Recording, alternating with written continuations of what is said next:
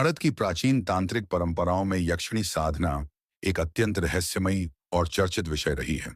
यह साधना विशेष रूप से तंत्र, मंत्र और गूढ़ विद्याओं से जुड़ी हुई मानी जाती है, जिसमें साधक यक्षिणी नामक अलौकिक शक्तियों को प्रसन्न करने के प्रयास करता है। यक्षिणी शब्द का उल्लेख प्राचीन ग्रंथों, पुराणों और तांत्रिक साहित्य में बार बार हुआ है। यह माना जाता है कि यक्षिणियां देवी लक्ष्मी की गणनाओं में आती हैं और वे धन, वैभव, सौंदर्य और सिद्धियों की प्रतीक होती हैं।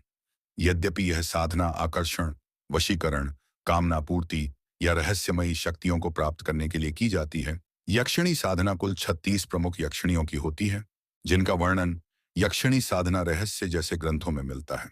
हर यक्षिणी की अलग शक्ति, स्वरूप और सिद्धि बताई गई है। कुछ यक्षिणियां प्रेम और आकर्षण की होती हैं, तो कुछ रक्षा, धन या भूत प्रेत से मुक्ति देने वाली मानी जाती हैं। साधकों का विश्वास है कि इनकी साधना पूर्ण होने पर यक्षिणी स्वयं प्रकट होकर उनकी सेवा में रहती है और जीवन को ऐश्वर्य से भर देती है। इस साधना के लिए विशेष नियम, काल, स्थान और मानसिक शुद्धता की आवश्यकता होती है।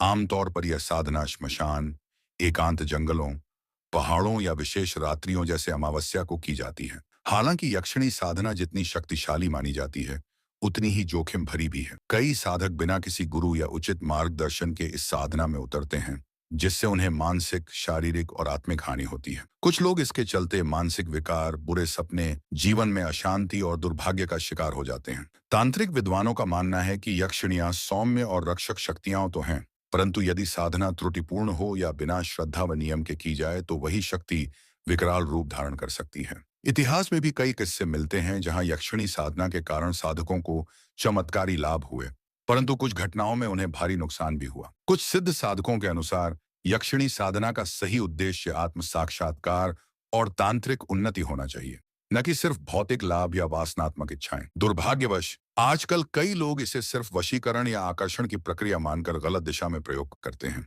जबकि प्राचीन काल में यह साधना गुरु शिष्य परंपरा में दीक्षित होकर वर्षों की साधना के पश्चात सिद्ध की जाती थी। इसके लिए तप, संयम और साधना की तीव्र निष्ठा जरूरी होती थी। कोई भी अलौकिक शक्ति साधना से पहले साधक की परीक्षा अवश्य लेती है।